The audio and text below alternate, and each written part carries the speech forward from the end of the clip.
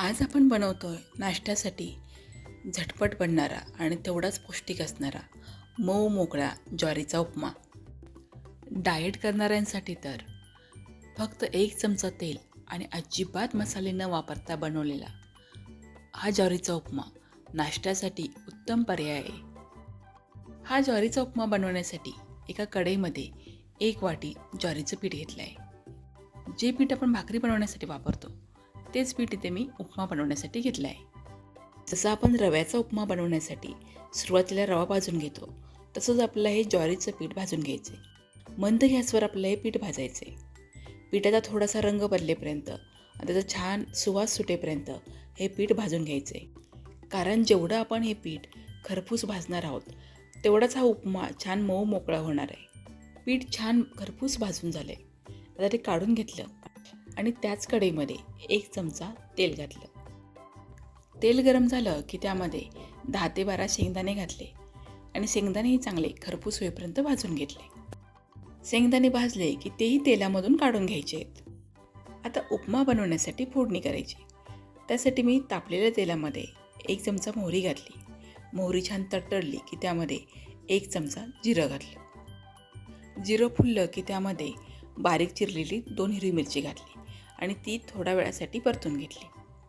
आता मिरची परतून झाली की त्यामध्ये 1 मध्यम आकाराचा कांदा बारीक चिरून घातला. कांदा थोडा मऊ होईपर्यंत परतून घेतला. कांदा चांगला मऊ झाला की त्यामध्ये 1 मध्यम आकाराचा टोमॅटो बारीक चिरून घातला. त्याबरोबरच थोडीशी कोथिंबीर घातली. टोमॅटो चांगला मऊ होईपर्यंत परतून घ्यायचा आहे. टोमॅटो छान मऊ झाला आहे. आता यामध्ये पाव चमचा हळद आणि चवीनुसार मीठ घालायचं. उपमा जर अजून थोडा तिखट बनवायचा असेल तर तुम्ही इथे मिरची पावडर वापरू शकता. मसाले फोडणीमध्ये छान एकजीव झाले की यामध्ये आपण जे भाजून घेतलेलं ज्वारीचं पीठ आहे ते पीठ घालायचे. ज्वारीचं पीठ घातल्यानंतर ते मसाल्यामध्ये छान मिसळून थोड्या वेळासाठी परतून घ्यायचं, म्हणजे सगळे मसाले पिठाला अगदी व्यवस्थित लागतील. आता हे ज्वारीचं पीठ परतत असतानाच दुसऱ्या गॅसवर 1 वाटी पाणी गरम करायला ठेवायचं आहे. आता पीठ छान परतून झालं आहे. पिठाला मसाल्यांचा रंगही आला आहे. आता यामध्ये पाव वाटी गरम पाणी घालायचं. हा ज्वारीचा उपमा जास्त ओलसर नसतो, थोडा कोरडाच असतो. त्यामुळे पाण्याचा अंदाज घेत पाणी घालायचं आहे. सुरुवातीला पाव वाटीच पाणी घालायचं आणि मग जर गरज पडली तर अजून थोडंसं पाणी घालू शकतो. पीठ जर चांगलं भाजलेलं असेल तर हा उपमा बनवण्यासाठी तेलही कमी लागतं आणि पाणीही खूप कमी लागतं. पीठ भाजायला कच्चं राहिलं तर हा उपमा चिकट होतो. त्यावेळी तेलाचं प्रमाण थोडं जास्त वाढवायचं. पाणी घातल्यानंतर उपम्यामध्ये जर गाठी झाल्या असतील तर चमच्याने त्या चांगल्या मोडून घ्यायच्या. आता सगळ्या शेवटी यामध्ये तळलेले शेंगदाणे, बारीक चिरलेली कोथिंबीर आणि लिंबू रस घालायचा.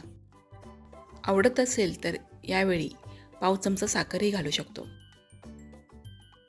आता हे सगळं छान मिसळून घ्यायचं आणि झाकण ठेवून 1 ते 1.5 मिनिटांसाठी मंद गॅसवर वाफ घ्यायची. मस्त मऊ मोकळा आणि झटपट बनणारा ज्वारीचा उपमा तयार आहे.